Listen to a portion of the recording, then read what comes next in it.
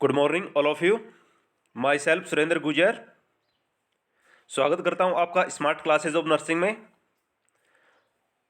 आज की हमारी क्लास फंडामेंटल ऑफ नर्सिंग में एक महत्वपूर्ण टॉपिक वाइटल साइन के बारे में आज से हम जो आगे की क्लास एस्टेब्लिश कर रहे हैं। वाइटल साइंस में मेनली एग्जामिनेशन में काफ़ी महत्वपूर्ण क्वेश्चंस पुटअप किए जाते हैं, तो उन सभी क्वेश्चंस और उनके जो सॉल्यूशंस होंगे उन सभी के बारे में आज हम इस क्लास में डिस्क्रिप्शन करेंगे। तो चलिए बने रहिए स्मार्ट क्लासेज ऑफ नर्सिंग के साथ। इस वीडियो को बिल्कुल भी स्किप ना करें, स्टार्टिंग से लास्ट तक इस वाइटल साइन की क्लास को अवश्य देखें।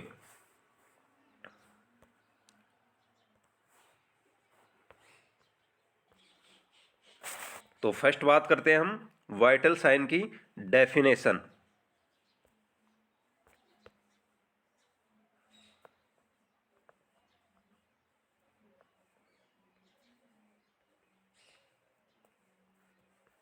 वाइटल साइन की डेफिनेशन के बारे में बात करते हैं। यह एक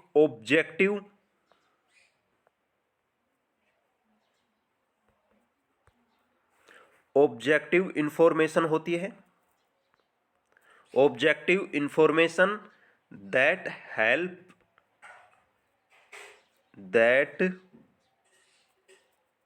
हेल्प इन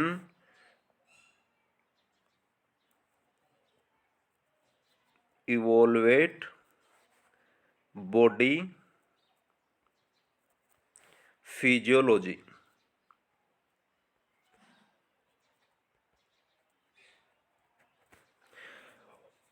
वाइटल साइन एक ऑब्जेक्टिव इंफॉर्मेशन होती है जो बॉडी की फिजियोलॉजी को इवोल्वेट करवाती है, यानी जो बॉडी का जो फिजियोलॉजिकल स्टेटस होता है उसे चेकअप करना और उस बॉडीली स्टेटस को इवोल्वेट करवाने की जो साइंस होते हैं हम उन्हें वाइटल साइंस के नाम से जानते हैं। नेक्स्ट है जो वाइटल साइन होते हैं वह हमारे वाइटल ऑर्गन्स को गवर्न करते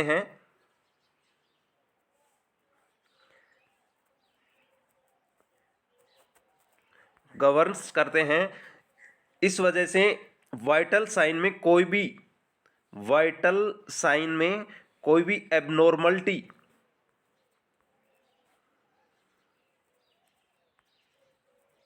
एबनॉर्मलिटी या कोई भी डिवाइएशन आता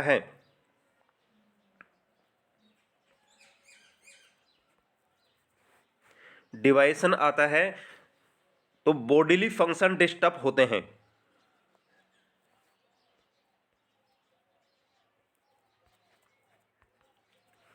जिससे हमें यह आइडेंटिफाई हो जाता है कि बॉडी किसी भी कंडीशन से जूझ रहा है या बॉडी में किसी भी प्रकार की कोई बीमारी अकर हो गई है, जिसे हम वाइटल साइंस के अंतर्गत नोटिफाई कर सकते हैं।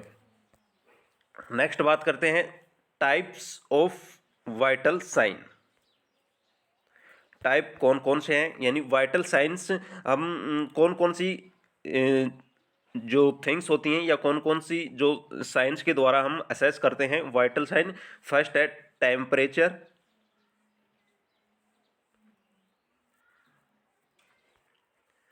टेम्परेचर, सेकंड है पल्स जिसे हम हार्ट रेट के नाम से भी जानते हैं। थर्ड है रेस्पायरेशन,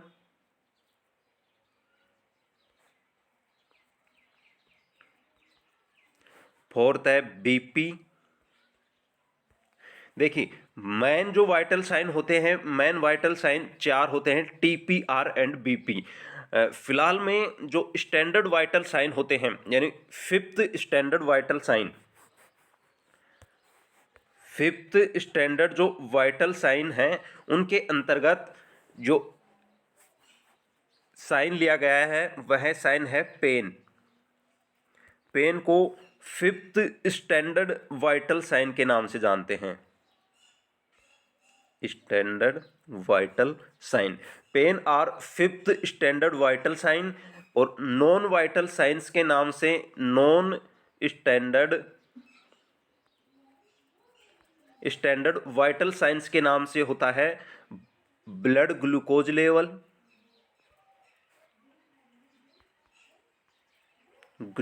लेवल और oxygen saturation, O2 saturation.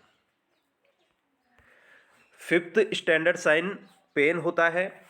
Non यानी fifth non standard sign, fifth non standard vital signs के नाम से ब्लड ग्लूकोज और ऑक्सीजन सैचुरेशन को इंक्लूड किया है। वैसे मेनली जो साइन होते हैं, वाइटल साइन होते हैं, वह 4 वाइटल साइन होते हैं: टेम्परेचर, पल्स, रेस्पिरेशन, बीपी। हम इनके बारे में एक एक के बारे में स्टडी करेंगे, इनकी वैल्यू क्या होती है, इनके डिवाइसन से कौन कौन से वेरिएशन अकर होते हैं, टेम्परेचर किस प्रकार लॉस होता है, बीपी किस प्रकार होती है, इनमें इंक्रीजमेंट किस प्रकार होता है, किस कंडीशन में होता है, उनके एक एक के बारे में हम लगातार बैक टू बैक स्टडी करेंगे। तो बने रहिए स्मार्ट क्लासेज ऑफ नर्सिंग के साथ। फर्स्ट बात करते हैं हम, फर्स्ट वाइटल साइन हमारा है temperature.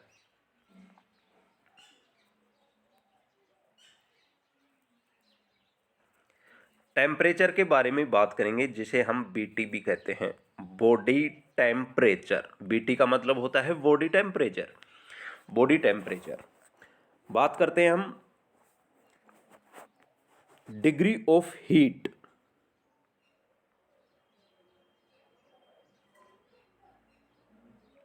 Degree of heat maintain by body.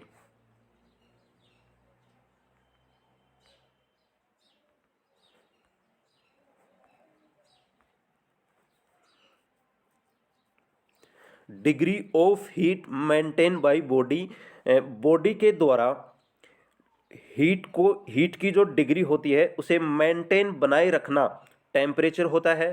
क्योंकि जो प्रोडक्शन होता है हीट का, प्रोडक्शन से लेकर हीट लॉस तक की जो प्रोसेस होती है, यानी हीट के प्रोडक्शन से लेकर हीट के लॉस तक की जो प्रोसेस को मेंटेन करना हमारे बॉडी के द्वारा, उसे हम टेम्परेचर कहते हैं। टेम्परेचर मेनली 2 टाइप्स का होता है। बॉडीली टेम्परेचर मेनली 2 टाइप्स का होता है। टाइप्स ऑफ टेम्परेचर, टाइप्स 2 प्रकार के होते हैं टेम्परेचर के। फर्स्ट होता है core body temperature, core body temperature, और सेकंड होता है सरफेस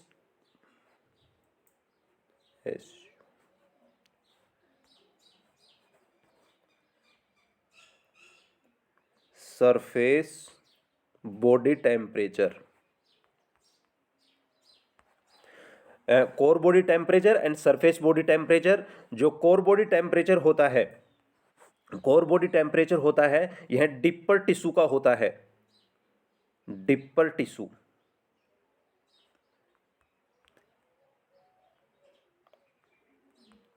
कोर बॉडी टेम्परेचर जो डीप में जो टिश्यू पाए जाते हैं, बॉडी के इंटरनली जो पार्ट में जो टिश्यू पाए जाते हैं, उन टिश्यूज का जो टेम्परेचर होता है वह कोर बॉडी टेम्परेचर होता है। और जो सबक्यूटेनियस टिश्यू, स्किन, इनका जो टेम्परेचर होता है वह सरफेस होता है। यानी सबक्यूटेनियस टिश्यू या स्किन का जो टेम्परेचर होता है वह सरफेस बॉडी टेम्परेचर होता है। ये जो कोर बॉडी टेम्परेचर होता है, यह टेम्परेचर कांस्टेंट होता है, कांस्टेंट। जो कोर बॉडी टेम्परेचर होता है उसमें वेरिएशन नहीं होते हैं, ये फिक्स टेम्परेचर होता है। जबकि जो सरफेस बॉडी टेम्परेचर होता है इनमें वेरिएशन होते हैं, यानी ये वेरिएबल होता है, वेरिएबल।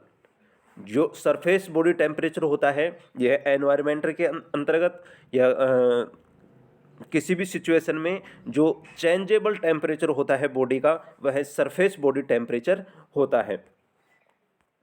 नेक्स्ट बात करते हैं जो थर्मो रेगुलेशन की जो प्रोसेस होती है, थर्मो रेगुलेशन, थर्मो रेगुलेशन किस प्रकार होता है? थर्मो रेगुलेशन, थर्मो रेगुलेशन एक केमिकल प्रोसेस होती है, केमिकल प्रोसेस होती है जो थर्मो रेगुलेशन करने वाला जो ऑर्गन होता है, यानी ऑर्गन तो होता है स्किन, ऑर्गन स्किन, और जो सेंटर होता है थर्मो रेगुलेशन का, जो सेंटर होता है वह होता है हाइपोथैलेमस। हाइपोथैलेमस के द्वारा थर्मो रेगुलेशन की प्रोसेस कंप्लीट की जाती है। और जो थर्मो रेगुलेशन में जो ऑर्गन हेल्पफुल होता है वह होती है स्किन। स्किन के द्वारा टेम्परेचर को रेगुलेट किया जाता है और इसका जो सेंटर होता है वह होता है हाइपोथैलेमस। तो देखिए हाइपोथैलेमस बॉडी टेम्परेचर को किस प्रकार रेगुलेट करता है। हाइपोथैलेमस, हाइपोथैलेमस में मेनली 2 पार्ट होते हैं, एक होता है पोस्टीरियर, एक होता है anterior. Anterior hypothalamus, posterior hypothalamus, यानी एंटीरियर हाइपोथैलेमस बॉडी के यानी जो थर्मो रेगुलेशन के किस प्रोसेस को पूरा करता है। पोस्टीरियर हाइपोथैलेमस बॉडी के जो थर्मो रेगुलेशन के किस प्रोसेस को पूरा करेगा। तो बात करते हैं जो पोस्टीरियर हाइपोथैलेमस होता है यह है थर्मोजेनेसिस, थर्मोजेनेसिस,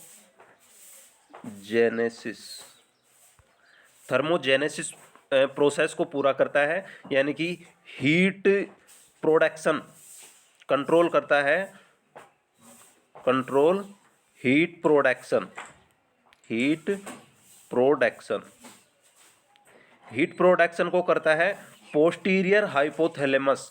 पोस्टीरियर जो हाइपोथैलेमस होता है वह हीट प्रोडक्शन की जो प्रोसेस यानी थर्मोजेनेसिस प्रोसेस को मेंटेन करता है। एंटीरियर हाइपोथैलेमस करता है control heat loss, control heat loss, heat loss, यानी थर्मोलाइसिस, जो थर्मोलाइसिस जो प्रोसेस पूरी करता है, थर्मोलाइसिस, थर्मोलाइसिस की जो प्रोसेस पूरी की जाती है वह एंटीरियर हाइपोथैलेमस के द्वारा की जाती है और पोस्टीरियर हाइपोथैलेमस के द्वारा थर्मोजेनेसिस की प्रोसेस परफॉर्म की जाती है। जो पोस्टीरियर यानी कि थर्मोजेनेसिस की जो प्रोसेस होती है यह केमिकल प्रोसेस होती है, यानी बॉडी का टेम्परेचर केमिकल्स यानी हाइपोथैलेमस के एक्टिव होने के उपरांत बॉडी का टेम्परेचर इंक्रीजमेंट या उसको कंट्रोल किया जाता है।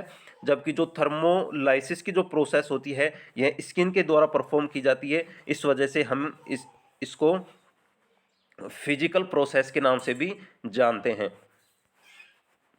इसे फिजिकल प्रोसेस के नाम से भी जानते हैं। किसे?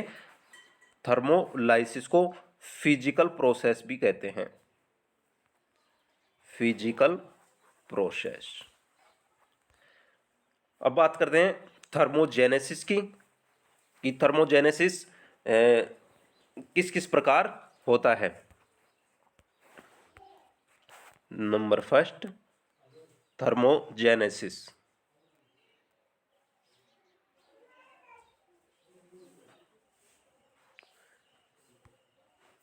थर्मोजेनेसिस। फर्स्ट बात करते हैं थर्मोजेनेसिस में जो फूड मटेरियल होता है इनके ऑक्सीडेशन से, oxidation of food stuff, oxidation of food, यानी फूड से हमें बॉडी के टेम्परेचर में क्या प्रभाव दिखाई देता है। यानी कि 1 ग्राम कार्बोहाइड्रेट या प्रोटीन, कार्बोहाइड्रेट या प्रोटीन से, 1 ग्राम कार्बोहाइड्रेट या प्रोटीन से हमें कितनी एनर्जी मिलती है? 4 किलो कैलोरी। यानी यह जो 1 ग्राम कार्बोहाइड्रेट और जो प्रोटीन होता है, यह है हमारी बॉडी की जो 4 किलो कैलोरी जो एनर्जी हमें प्रोवाइड करवाता है। नेक्स्ट है जो प्रोटीन और कार्बोहाइड्रेट हो लिया, उसके बाद में है फैट। 1 ग्राम फैट, 1 ग्राम फैट हमें 9 किलो कैलोरी प्रोवाइड करवाता है। यानी कि जो फैट होती है हमारी बॉडी की जो टेम्परेचर मेंटेन, यानी जो जेनेसिस में नेसेसरी होती है, यानी कि 1 ग्राम फैट के द्वारा 9 किलो कैलोरी एनर्जी हमें प्रोवाइड होती है, जिससे टेम्परेचर में इंक्रीजमेंट भी होता है। अब बात करते हैं हम स्पेसिफिक डायनामिक एक्शन। सेकंड है specific dynamic action. Specific dynamic action, specific dynamic action, SDA। यानी SDA से हमारा क्या तात्पर्य है कि स्पेसिफिक जो डायनामिक एक्शन होता है उसमें क्या होता है कि जो एनर्जी होती है, यानी कि हमारी जो एनर्जी होती है उसे स्टोर करने तक, यानी कि जैसे कि हमारी बॉडी में एनर्जी आई, एनर्जी को बॉडी टिश्यू तक स्टोर करने तक जो एनर्जी खर्च की जाती है, यानी बॉडी टिश्यू में स्टोर करने तक जो हमारी बॉडी के द्वारा जो एनर्जी यूज की जाती है, यानी यूटिलाइज की जाती है, उस प्रोसेस को हम कहते हैं SDA, स्पेसिफिक डायनामिक एक्शन। यानी जैसा कि कार्बोहाइड्रेट को स्टोर करना है तो कितनी परसेंट एनर्जी उसमें लॉस होती है, तो उसके बारे में देखिए। स्पेसिफिक डायनामिक एक्शन अलग अलग जो कंटेंट्स होते हैं उनके लिए अलग अलग होता है। फर्स्ट बात करते हैं हम कार्बोहाइड्रेट के लिए, CHO। कार्बोहाइड्रेट में जो स्पेसिफिक डायनामिक एक्शन होता है 5 to 6%। सेकंड है फैट, फैट के लिए 30%, 13%। थर्ड है प्रोटीन, प्रोटीन के लिए 30%। बाकी मिक्स जो डाइट होती है, मिक्स डाइट के लिए 12%।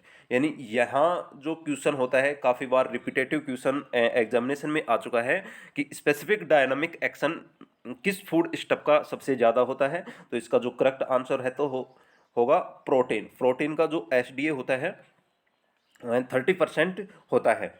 नेक्स्ट जो थर्मोजेनेसिस की प्रोसेस होती है वह एक्सरसाइज के द्वारा होती है। एक्सरसाइज से भी हमारे बॉडी का जो टेम्परेचर होता है वह इंक्रीजमेंट होता है, यानी कि ग्लूकोज का ग्लाइकोजन का ग्लूकोज में कन्वर्ट होना। इसमें क्या होता है कि जो ग्लाइकोजन होता है उसका ग्लूकोज में कन्वर्ट होना, ग्लूकोज में कन्वर्ट होना, जिससे हमारी बॉडी का टेम्परेचर क्या होता है, इंक्रीजमेंट होता है, यानी कि थर्मोजेनेसिस की प्रोसेस परफॉर्म होती है। नेक्स्ट है हार्मोन। हार्मोन के द्वारा भी हमारा बॉडी का टेम्परेचर इंक्रीजमेंट होता है, जैसे कि थायराइड हार्मोन है,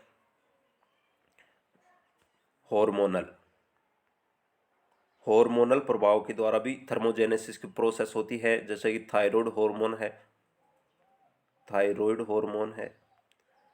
एड्रिनलिन हार्मोन है, एड्रिनल हार्मोन, इनके द्वारा भी हमारी बॉडी का जो टेम्परेचर होता है, यानी थायराइड हार्मोन के इंक्रीजमेंट होने से, एड्रिनल हार्मोन के इंक्रीजमेंट होने से भी हमारी बॉडी का टेम्परेचर इंक्रीजमेंट होता है। नेक्स्ट जो हमारा बॉडी का टेम्परेचर कब इंक्रीजमेंट होता है, कोई भी डिजीज या एनवायरमेंटल की कंडीशन में भी थर्मोजेनेसिस होता है। कोई भी disease and environmental condition,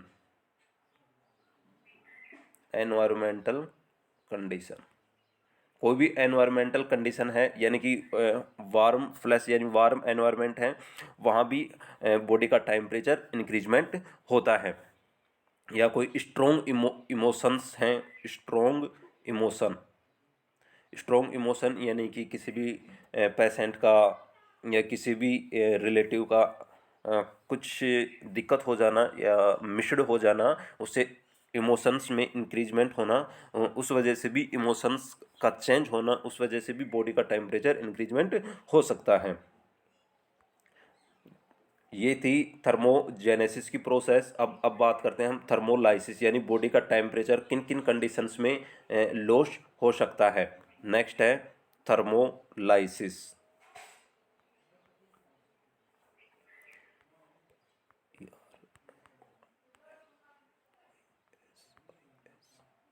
thermolysis यानी जो थर्मोलाइसिस की जो प्रोसेस होती है उसे समझेंगे। हमारी बॉडी का टेम्परेचर लॉस होना। तो बॉडी का टेम्परेचर किस किस के द्वारा लॉस हो सकता है। फर्स्ट बात करते हैं हम स्किन, यानी स्किन ऑर्गन होता है थर्मो रेगुलेशन के लिए, मेन ऑर्गन स्किन होता है। तो स्किन के द्वारा थर्मोलाइसिस की प्रोसेस किस किस प्रकार कंफर्म होती है, बात करते हैं हम थर्मोलाइसिस की। थर्मोलाइसिस के में जो स्किन होती है, फर्स्ट होता है रेडिएशन।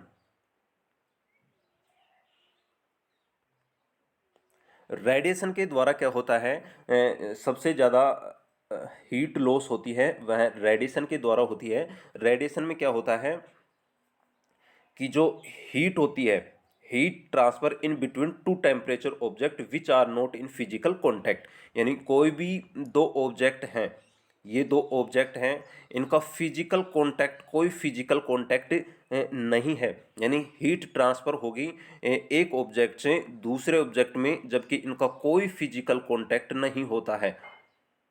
फिजिकल कॉन्टैक्ट, इनका कोई फिजिकल कॉन्टैक्ट नहीं होता है।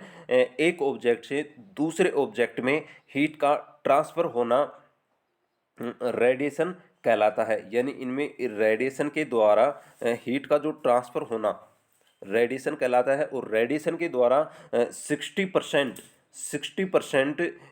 हीट लॉस रेडिएशन के द्वारा ही होती है। नेक्स्ट, जो स्किन के द्वारा हीट लॉस की जो प्रोसेस होती है वो होती है इवापोरेशन। इवापोरेशन,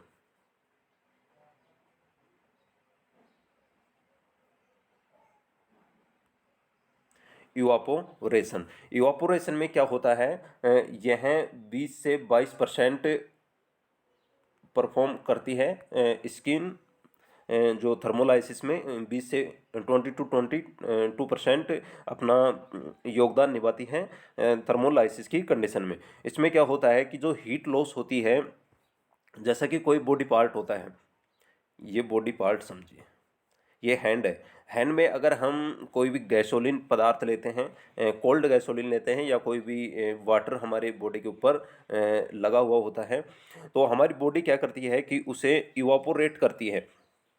इवापोरेट करेगी तो हमारी बॉडी से जो हीट होगी वो हीट का लॉस होगा, यानी इसको हमारी बॉडी से, आपने काफ़ी बार देखा हो कि जैसे आप बारिश में जा रहे हैं, तो बारिश में जाने के बाद आप 1 आवर या 2 आवर बाद में देखते हैं कि आपकी जो बॉडी होती है वह कम्प्लीटली ड्राई होती है, यानी बारिश में भीग गई थी, उसके बाद में 1 से 2 आवर्स बाद में बॉडी कम्प्लीटली ड्राई होगी। लेकिन उस टाइम भी आपकी बॉडी में क्या होता है, एक कोल्ड जो चैन होती है, यानी कि सर्दी सी लगी हुई होती है, आपकी बॉडी में कंपन सी होती रहती है। वह कंपन सी क्यों होती है, क्योंकि हमारी बॉडी में हीट लॉस हो चुका है, हीट लॉस हो चुका है, यानी कि बॉडी उस फ्लूइड को, उस लिक्विड को वेपोर स्टेट में, यानी कि एक वाष्प बना करके हमारे शरीर से हटाती है। तो उस प्रोसेस को कहते हैं हम इवापोरेशन।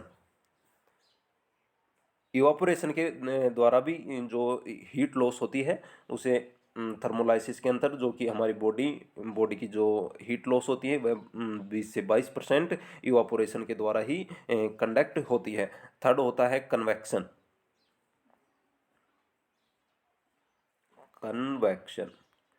कन्वेक्शन प्रोसेस के द्वारा 50% थर्मोलाइसिस होता है। इसमें क्या होता है कि कोई भी व्यक्ति है जो एक एनवायरनमेंट में बैठा हुआ है, इसके जब चारों तरफ जो वातावरण होता है, यानी कि जो कोल्ड एयर्स होती हैं या ठंडी हवाएं होती हैं, उस ठंडी हवाओं के द्वारा क्या होता है, इनका बॉडी का टेम्परेचर होता है, ये टेम्परेचर रिलीज आउट होता है, यानी कि जो ये कोल्ड एयर्स होती हैं, यानी कि सर्कुलेटिंग जो एयर होती हैं, ये इस बॉडी टेम्परेचर को क्या करती हैं, डिक्रीज करती हैं। इसे कहते हैं हम कन्वेक्शन, इसे हम कहते हैं कन्वेक्शन मेथड। नेक्स्ट जो मेथड होता है वह होता है कंडक्शन। नेक्स्ट होता है कंडक्शन। फोर्थ नंबर होता है कंडक्शन। कंडक्शन में क्या होता है कि जो दो ऑब्जेक्ट होते हैं जो फिजिकल कांटेक्ट में होते हैं, टू ऑब्जेक्ट होते हैं जो फिजिकल कांटेक्ट में होते हैं, एक हीट होता है जो एक गर्म होता है, और एक कोल्ड ऑब्जेक्ट होता है। एक हीट ऑब्जेक्ट होता है, एक कोल्ड ऑब्जेक्ट होता है। हीट ऑब्जेक्ट से कोल्ड ऑब्जेक्ट की तरफ टेम्परेचर का ट्रांसफर होना कंडक्शन सिस्टम कहलाता है, और कंडक्शन के द्वारा लगभग 3% हीट का लॉस होता है। Conduction system to physical contact में जो कोई ऑब्जेक्ट है, डिफरेंट टेम्परेचर है, ये फिजिकल कांटेक्ट में होगा। एक हीट एनवायरनमेंट से कोल्ड एनवायरनमेंट की तरफ हीट का ट्रांसफर होना कंडक्शन कहलाता है। नेक्स्ट बात करते हैं जो हीट लॉस लंग्स के द्वारा भी होता है। लंग्स के द्वारा भी होता है। लंग्स में से जैसे ही एक्सहेल्ड एयर करते हैं हम, तो उसके द्वारा भी हीट का लॉस होता है, एक्सहेल्ड एयर के द्वारा।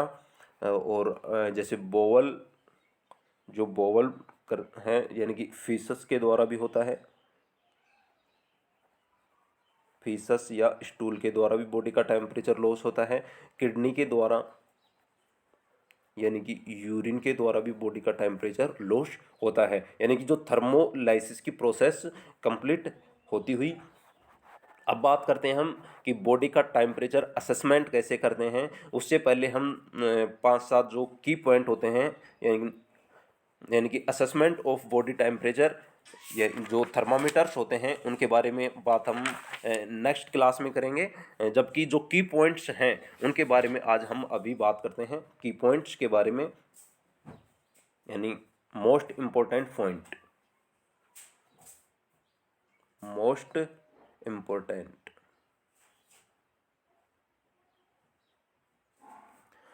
इम्पोर्टेंट पॉइंट हैं, उनके बारे में हम अभी चर्चा करेंगे।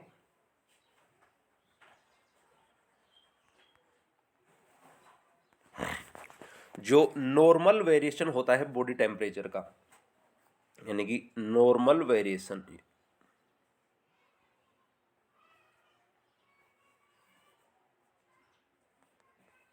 यानी कि हमारी जो बॉडी होती है वह मिनिमम, यानी कितने रेशियो टेम्परेचर पर हमारी बॉडी प्रॉपर फंक्शनिंग कर पाती है। यानी कि नॉर्मल जो हमारा बॉडी टेम्परेचर होता है वह सेल्सियस में होता है 36 to 38 डिग्री सेल्सियस।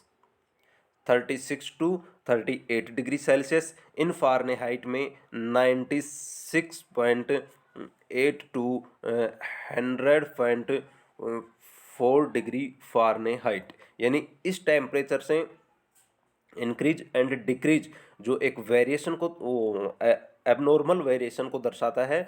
36 to 38 एक नॉर्मल वेरिएशन है जो टेम्परेचर का, क्योंकि 0.5 से 1 डिग्री सेल्सियस या जो फ़ारेनहाइट जो टेम्परेचर होता है वह इंक्रीज एंड डिक्रीज हो सकता है। इंक्रीज एंड डिक्रीज हो सकता है, क्योंकि जो हमारा नॉर्मल वेरिएशन होता है बॉडी टेम्परेचर का वह 0.5 to 1 डिग्री सेल्सियस या फ़ारेनहाइट में उनमें वेरिएशन मिल सकता है। उसे हम नॉर्मल फाइंडिंग के अंतर्गत ही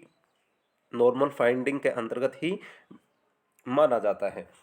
नेक्स्ट बात करते हैं नॉर्मल यानी मोस्ट इम्पोर्टेंट पॉइंट में ही डाईयूरेनॉल variation, डाईयूरेनॉल variation.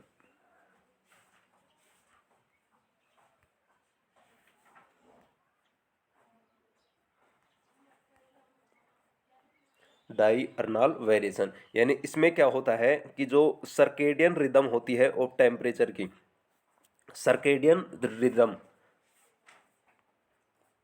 Circadian rhythm, circadian rhythm होती है। इसमें क्या होता है कि जैसे इवनिंग का टेम्परेचर, मॉर्निंग का टेम्परेचर, उनमें कुछ वेरिएशन होता है। डाईयूरेनॉल वेरिएशन के अंतर्गत क्या होता है कि डाई का मतलब दो, यूरेनॉल का मतलब इन डे टाइम, यानी दिन में दो टाइम हमें टेम्परेचर में वेरिएशन देखने को मिलता है।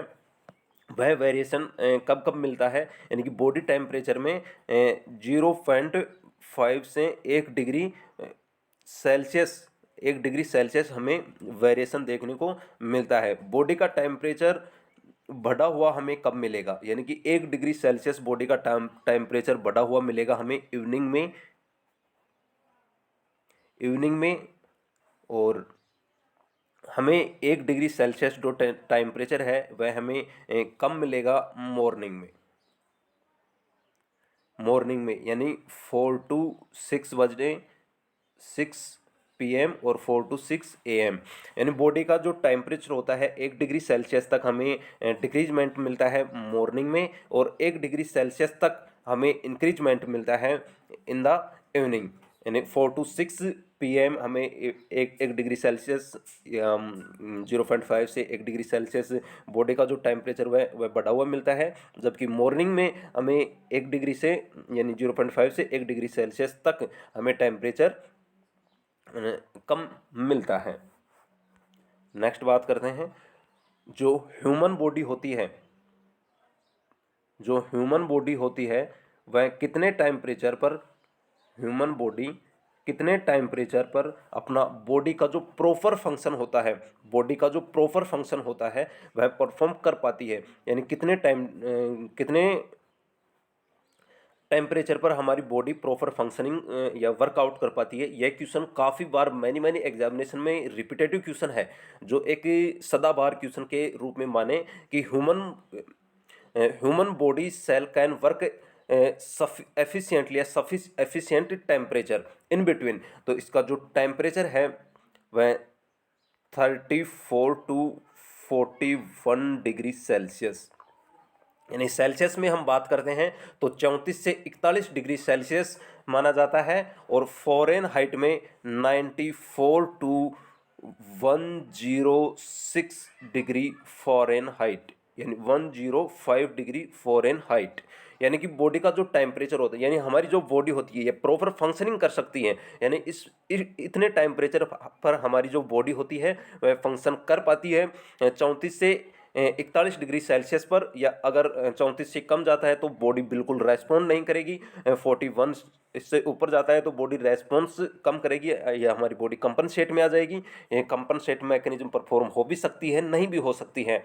जबकि जो एफिशिएंट जो टेम्परेचर होता है वह 34 to 41 डिग्री सेल्सियस होता है, जबकि ह्यूमन बॉडी का फारेनहाइट में बात करें तो 94 to 105 यानी 105 डिग्री सेल्सियस होता है। एक महत्वपूर्ण टॉपिक और है, उसके बाद में हम आज की क्लास को ख़त्म करते हैं, यानी जो कॉमन साइट होती हैं वह कौन कौन सी होती हैं। कॉमन साइट, कॉमन साइट जैसे फर्स्ट बात करते हैं हम एक्जिला, यानी फर्स्ट बात तो हम ओरल की करेंगे, एक्जिला की क्यों करेंगे। फर्स्ट बात करें ओरल, ओरल जो एक मोस्ट और एक कॉमन, मोस्ट और कॉमन, कॉमन रूट होता है, कॉमन रूट होता है टेम्परेचर, यानी कि टेम्परेचर लेने का जो कॉमन रूट होता है वह होता है ओरल। इसका जो टेम्परेचर होता है 37 डिग्री सेल्सियस, और फारेनहाइट में 98.6 डिग्री फॉरेनहाइट, यानी कि जो ओरल होता है वह कॉमन रूट होता है, इसका जो टेम्परेचर होता है डिग्री सेल्सियस में 37 डिग्री सेल्सियस और फ़ारेनहाइट में 98.6 डिग्री फ़ारेनहाइट। नेक्स्ट बात करते हैं, जो नेक्स्ट जो रूट होता है वह एक्जिला होता है। एक्जिला के अंतर्गत जो टेम्परेचर होता है वह जो ओरल रूट से लिए हुए टेम्परेचर से 1 डिग्री डिक्रीजमेंट होता है, यानी 1 डिग्री इसमें हमें कम देखने को मिलता है। जैसा कि अगर सेल्सियस में बात करते हैं तो 30.5 डिग्री सेल्सियस और फ़ारेनहाइट में बात करते हैं तो 96 डिग्री फ़ारेनहाइट, यानी कि जो 1 डिग्री फ़ारेनहाइट हमें जो टेम्परेचर होता है वह एक्जिला में डिक्रीजमेंट देखने को मिलता है।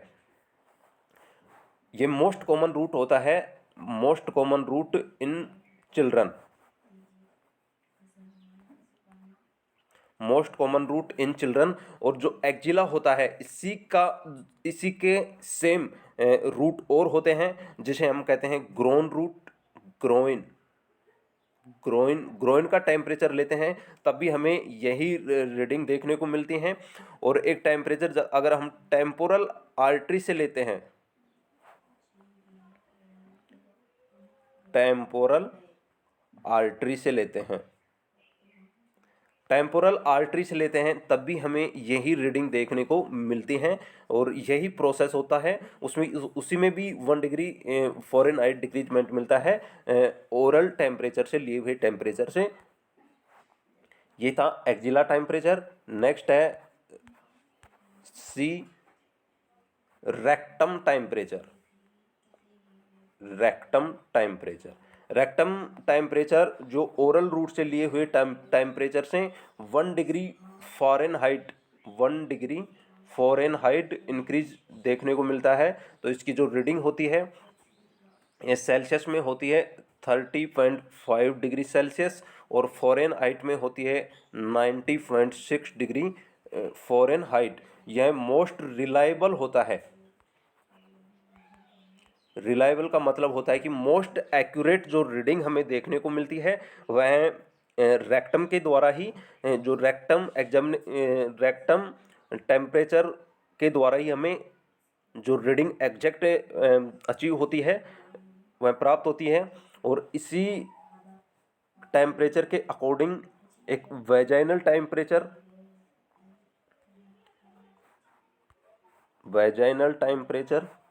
दूसरा है टिम्पेनिक टेम्परेचर, यानी अगर हम टिम्पेनिक मेम्ब्रेन से टेम्परेचर लेते हैं या वेजाइना के द्वारा टेम्परेचर नोट डाउन करते हैं तो उन टेम्परेचर्स की भी रीडिंग सेम रेक्टल टेम्परेचर के द्वारा ली हुई रीडिंग के समान हमें देखने को मिलती है। तो थैंक यू फ्रेंड, आज काफ़ी टाइम हो चुका है। हमारी जो नेक्स्ट क्लास आएगी वाइटल साइन में, उसमें हम बात करेंगे थर्मोमीटर, उनके टाइप्स और उनके द्वारा किस किस प्रकार रीडिंग ली जाती है और किस रीडिंग में हमें कितना टेम्परेचर हमें देखने को मिलता है और कब कब हमारे जो बॉडी टेम्परेचर होता है उनमें इंक्रीजमेंट और डिक्रीजमेंट देखने को मिलता है। आगे 2 या 3 क्लास अभी जो वाइटल साइन के जो टेम्परेचर के ऊपर हम आपको दिखाएंगे। ठीक है, तो अभी इतना ही। Best of all of you.